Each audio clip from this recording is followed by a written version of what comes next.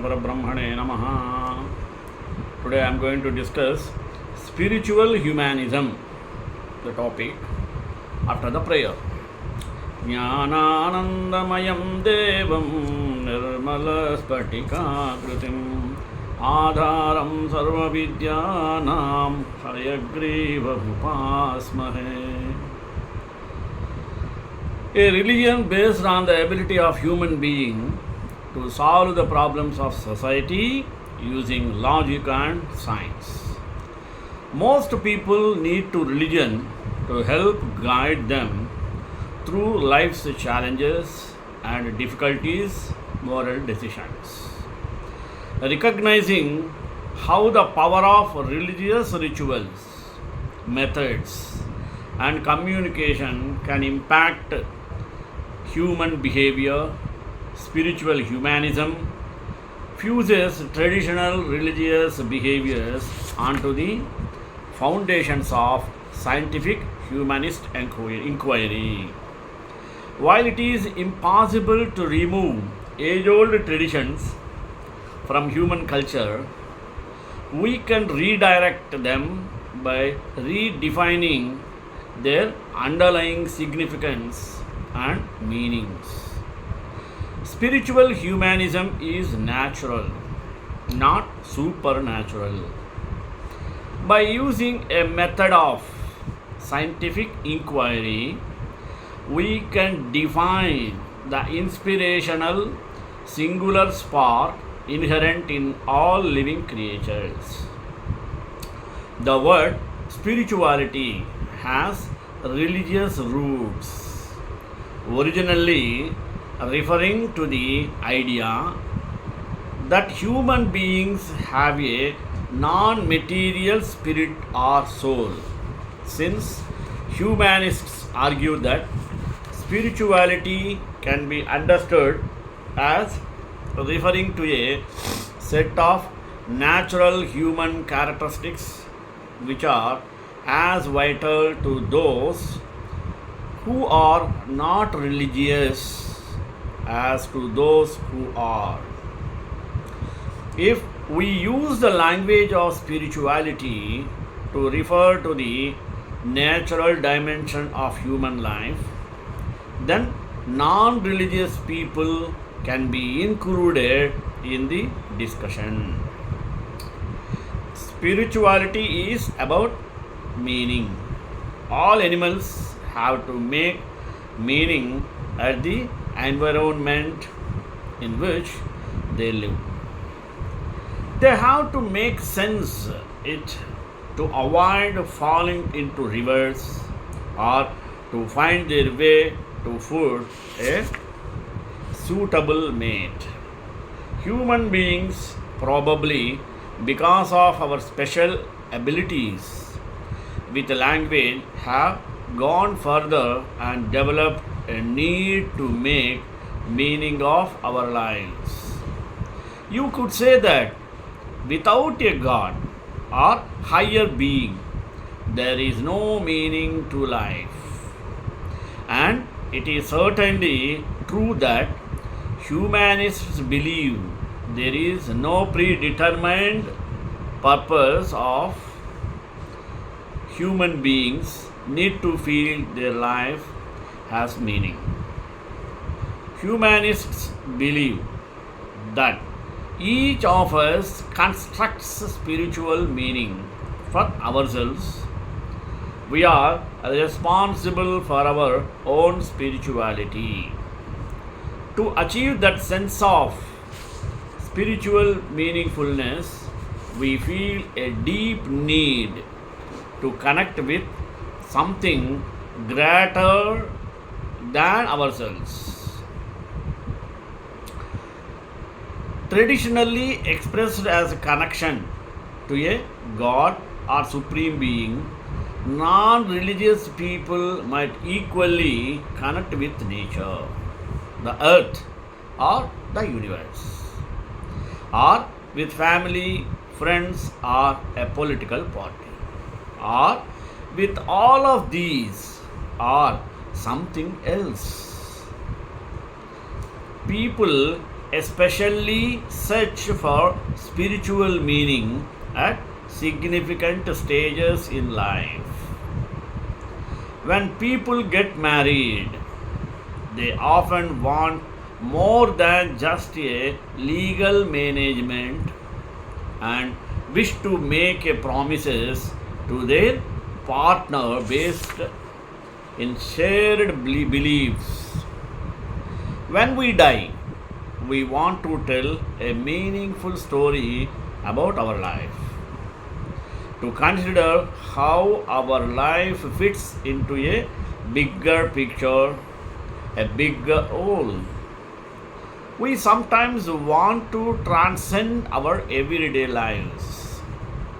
In a similar way, spirituality has to do with a sense of satisfaction in losing ourselves, and again, that loss of self does not require religious mysticism or meditation. We can achieve loss of self in a place, in a person, or with a group, or through the flow of an absorbing activity like walking, surfing, painting, motorcycle maintenance, or watching a football match. Although the bigger picture may be important, some of the most spiritually fulfilling moments of our lives are those when we escape rational reflection. Spirituality is also linked to a sense of awe and wonder. A religious person might claim this is achieved through revelation of the power of God working through the universe. Humanists can achieve a sense of awe and wonder through the observation of science, which offer awe inspiring insights into the natural world and the universe. The spiritual experience that science can generate can also motivate human beings to moral action, perhaps through illustrating our connections with other human beings or our wonder at the natural world. Today, the word spirituality is used routinely in public services and elsewhere as a broad term, signaling the inclusion of all people in spiritual nature and care, including those of us who are not religious. As a result, for example, humanism is taught in schools, and humanists support non religious people in hospital and prison chaplaincies. This is important because research suggests that spiritual resilience helps people deal better with life's challenges. Human beings are a wonderful result of natural evolution, but because we are self aware, being human involves existential challenges. To face such challenges and enjoy life to the full, non religious people need opportunities and support in developing spiritual meaning and strengthening spiritual resilience. People mock at beggars, do injustice with low castes, don't respect the laborers, damage the natural resources, and even murder rival people for own satisfaction. In this regard, Rabindranath's India has turned to be utopian world where all things run through spiritual humanism. Spiritual humanity deals with human beings in their worldly worlds and not in an ecclesiastical plane. Spiritual humanism has no doctrines and does not believe in ontological existence of God. Spiritual humanism emphasizes the adoration of past, present, and future.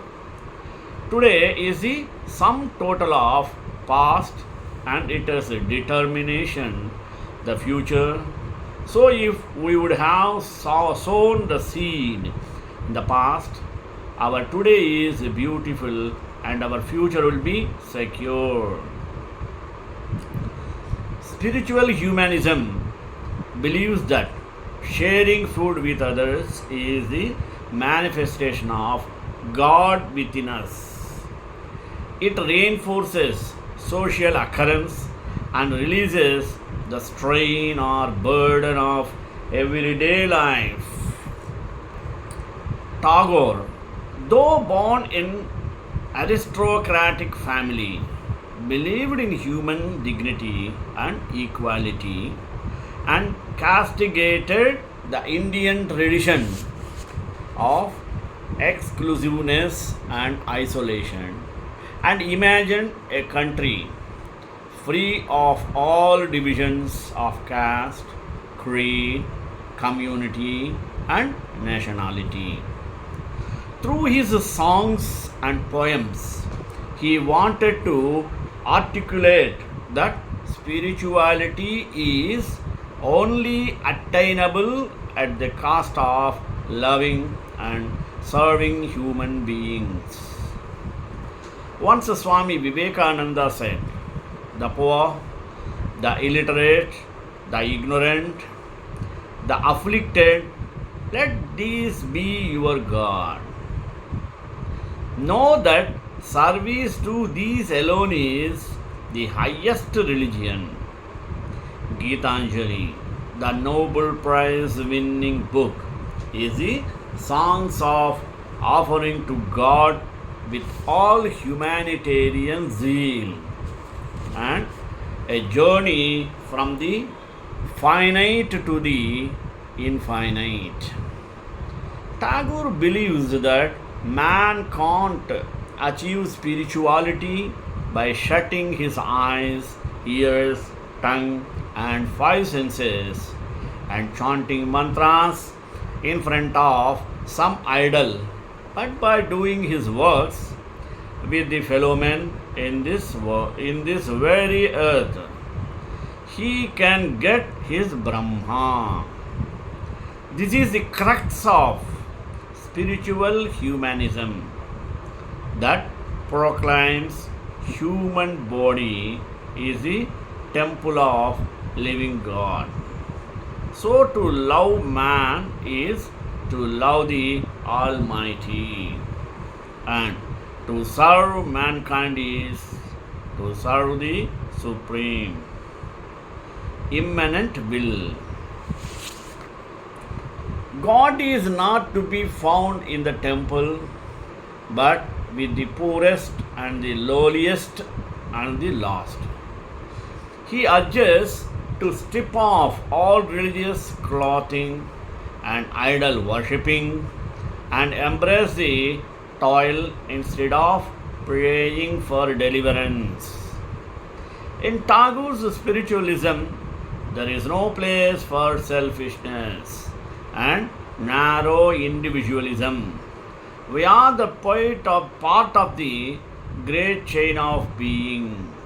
So, it is important to realize our connection to the larger part of the world. Our society is full of ironies. We desire a peaceful life but get jealous with anybody's progress in life. We want inner peace, but eager to find dispute in others. We are boasting about our civilization and our technologies, but accept age old superstitions and myths. We believe worshipping God, but not in the charity. Spiritual humanism is purely a humanistic approach in which human relationship is worshipped as God. We need no exalted place for meditating on knowing ourselves, nor do we need any to confront our ego to become a spiritual person.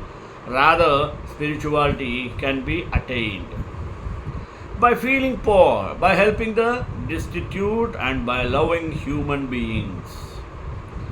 Do not cry for redemption or salvation of your own, rather, imbibe yourself with compassion, mercy, and sympathy for others, and feel the inner glory that directly connect you with Almighty. Let us come together under the canopy of Tagore's humanitarian zeal and defy the old tangible world and unfurl the mysticism of God and make a collective movement towards a better breathing world. Humanism concerns with human interests and ideals. It affirms the supremacy of man and of reason. Swami Vivekananda believed with Protagoras that man is the measure of all things, of things which are, that are, and of things which are not, that they are not. But he went a step ahead of the Greek philosopher by saying, man himself is the all.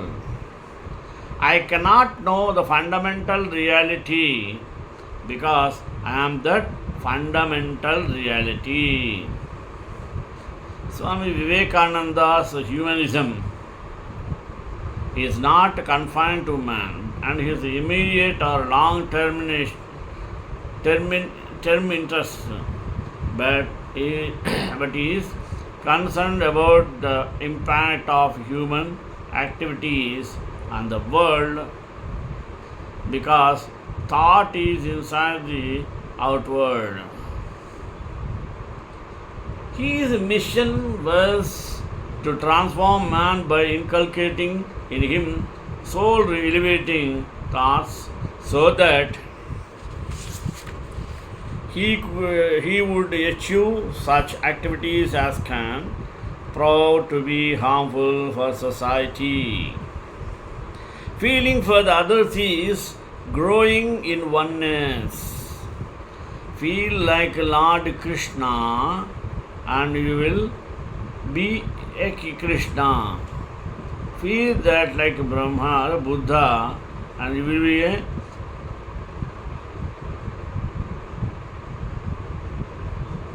prosaic and feeling without intellect deliberaties, discriminator faculty.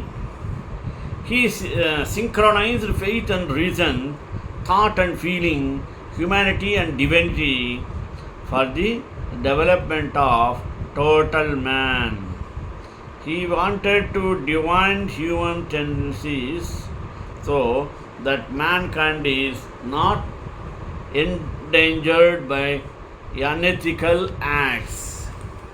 Spiritual humanism is an approach to integral hostilic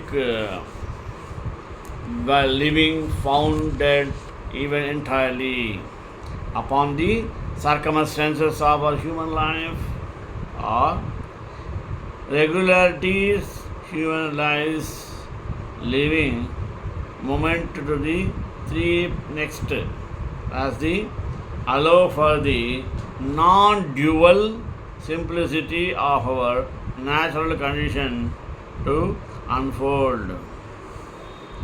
Spiritual humanism argues its case for the non-dual truth of life, not from a presumed eternal ground of being, but from the reality of human experience alone. It rejects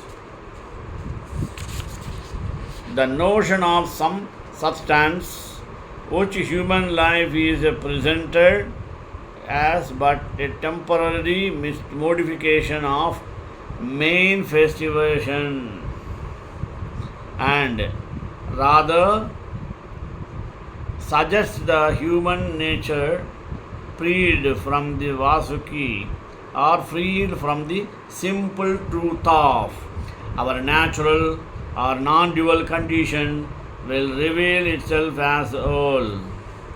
Same touching or same viewing intelligent or loving intelligent effectively functional. However, spiritual humanism not only takes issue with the substance based biblical tradition, it is also questions in the insight of the secular humanist movements which believes that rationality and scientific materialism are adequate instruments of deal coherently or creatively with the complexity of human soul. Freed from the baggage of conceptual and more philosophical bias, spiritual humanism looks at the human life with a fresh and brings new and challenge insight not only to how or we function in meditation. At the same time,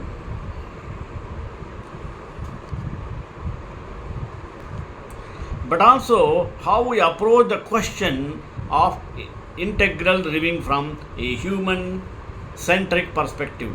And it is with regard to this last question that we may attempt to give meaningful consideration to the question, what is enlightenment? Spiritual humanism suggests that there is no permanent state we could call enlightenment.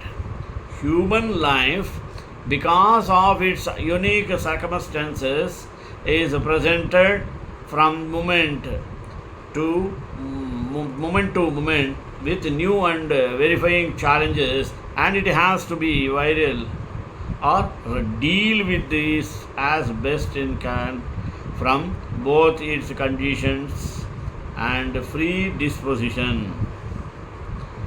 We are so deeply conditioned, and these predetermined mental and emotional responses to the challenges of life have become such an integral part of life, have become such ability that the notion of a permanent state of enlightenment, the other sources also projection from within the dream which separate itself, which is supports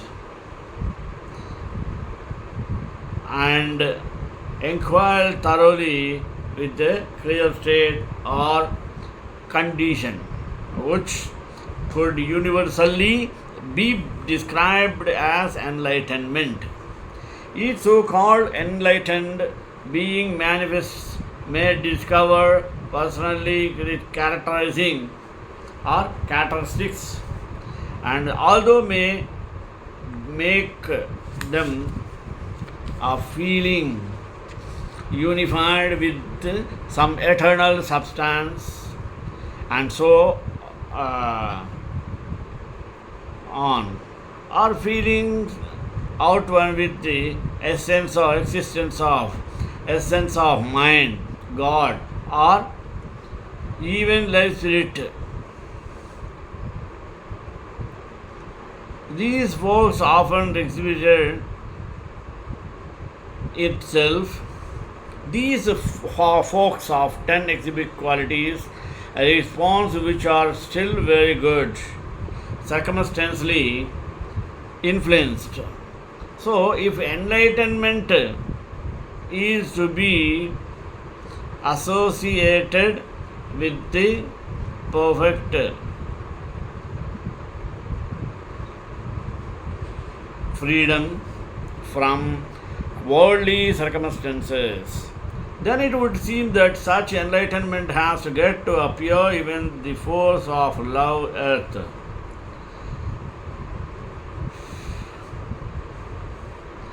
Perfect freedom from circumstantial influence is simply a myth perpetuated by the surviving a myth by perpetuated with the second spiritual traditions to its programs of strategic detachment.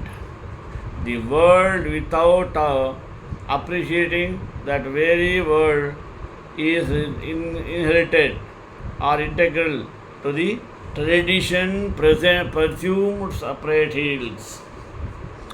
In fact, the entire notion of perfect state has its foundation in the universal unsubstantiated growth. The human life then gets only aspire. The possibility of personification of human life have its origin in the middle present or present of production of husband life has its origin, mean perfection, in the projected of perfection, and this Uma ultimately told. But is this state remains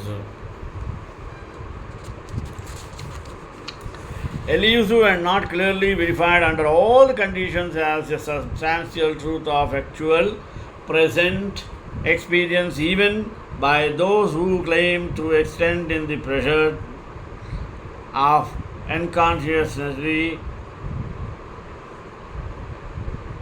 Brahma and so on perfectly within our lives. More human reality remains little more than a confronting mental and external hedge against our own inability to deal effectively with the problems and challenges facing us every day.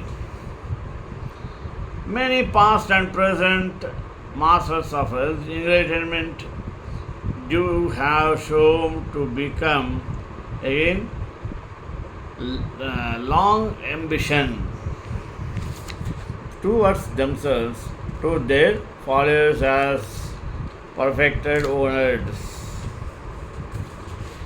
Human life is an ongoing experiment in living. It challenges in many different ways, and our concern should refer rather to be out, investigate our responses to these challenges, suffering sufficiently in order to determine the stress we put on the whole self-centered living.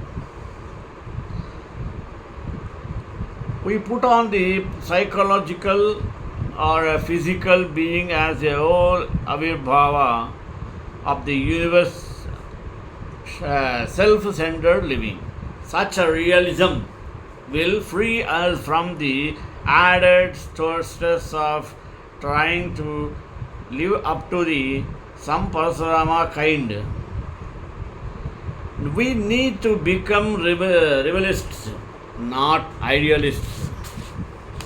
Enlightened moments are periods of intimacy, reality, where we are the civilizations which preserving we are absenteeism as something we are in, and separate human development is to distance a realistic foundation for their irritable, gent, loving co arising as a many. He would needs to become fully human or perfect spiritualism. Enlightenment is a part of our idealistic hearing machines is required. It is empty for revealed truth and a true experimental evidence that brings only guilt and disdain to the already fragmented. This self-satisfaction of which forms into visual Swami by and may enter the perpetual. In this way, he got married to another one. At the same time, both the states suffer with the dilemma of all other states. Their dilemma in Rama, there is no speech there. They are circumstances influenceable, not that we free under all circumstances. Universal spiritual humanism, as understood in the context of Vedanta philosophy, implies applications humanist principles. Is appreciation of humanist principles in our everyday life, involving humanism's many-sided expressions in our thought, action, and words.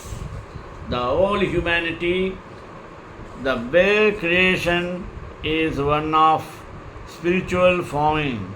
The highest form of worshipping God is the break. Look upon our fellow human beings as Chilakaluri Peta. This helps us to have peace of mind. In this respect, spirituality goes beyond the conventional definitions of religion. Universal spiritual humanism and enable us to evolve beyond God, ceremony, and possessive individualism, and help us to see all our character as an expression of the remaining towards spiritual humanism ends. Shekantaya Kalyana Ram Divi Nivasa Mangala Sarvaya Purvaya Rasa Sumangalam.